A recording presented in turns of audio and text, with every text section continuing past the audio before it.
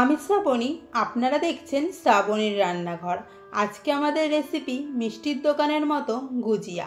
বাড়িতে খুব অল্প সময়ের মধ্যে এবং খুব কম খরচে এই মিষ্টি বানিয়ে ফেলতে পারবেন।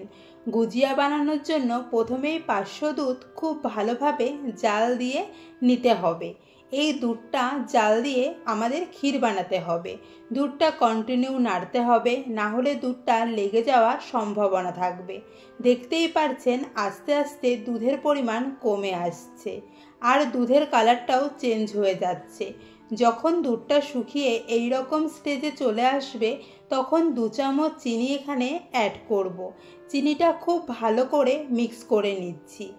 গ্যাসের ফ্লেম মিডিয়াম টু লোতে রেখে ক্ষীরটা শক্ত করতে হবে।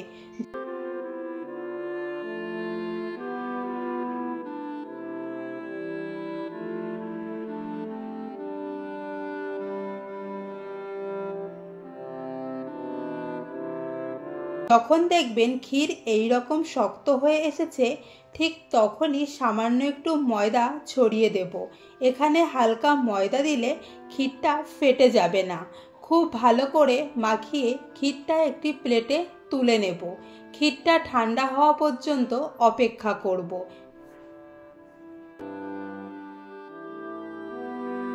ক্ষীরটা ঠান্ডা হয়ে যাওয়ার পর হাতের সাহায্যে ক্ষীরটা খুব ভালো করে মাখিয়ে নেব।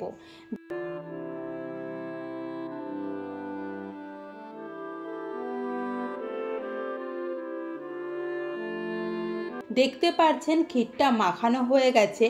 এবার একটি থালা নিয়ে নিয়েছি এবং মাখিয়ে রাখা ক্ষীর থেকে অল্প অল্প করে ক্ষীর নিয়ে হাতের সাহায্যে লম্বা করে নিয়ে এবার 2 সাইড এইভাবে একসাথে জয়েন্ট করে দেব।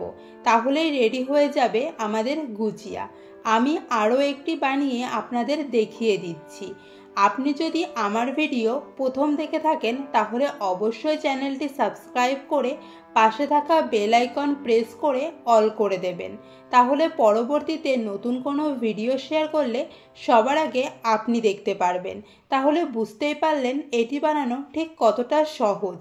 ঠিক একই পদ্ধতিতে আমি বাকিগুলোও সব বানিয়ে নিচ্ছি। তাহলে ভিডিওটি কেমন লাগলো অবশ্যই কমেন্ট করে জানাবেন। দেখা হচ্ছে পরবর্তী ভিডিওতে নতুন রেসিপি নিয়ে।